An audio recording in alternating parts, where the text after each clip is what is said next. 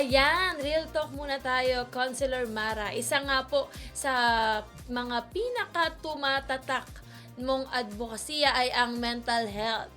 Umuugong po kasing balita mula sa isa nating senator na may hina daw ang kabataan ngayon dahil kaunting sakit daw ay sinasabing depressed. As a mental health advocate, naniniwala ka ba na ang pagsasabi ng nararamdaman ay kahinaan? Ayan. Ano yan very controversial. Very controversial, pero siguro hindi ko siya masasabing kahinaan. Actually, it's a strength. Kasi, pag nasasaktan ka, minsan tinatago mo di ba? So, pagka nagsigaw ka ng help, hindi siya kahinaan. Actually, it's a strength. So, siguro, kailangan natin mas suportahan na lang yung mga kabataan dahil hindi naman talaga natin pwedeng i-compare yung life before and life ngayon.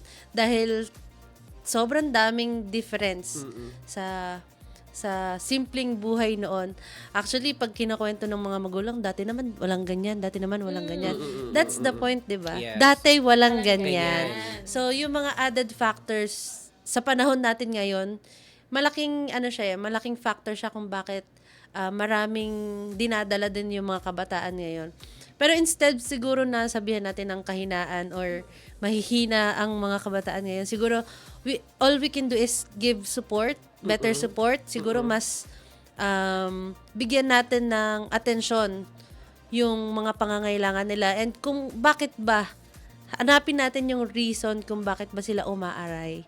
Siguro yun yung instead na, alam mo yun, a little kindness, hindi naman siya nakakasakit. Yes. A little kindness goes a long way. Siguro instead na punahin natin yung kahinaan ng mga kabataan or sabihan natin ng mahihina, siguro bigyan natin sila ng better support.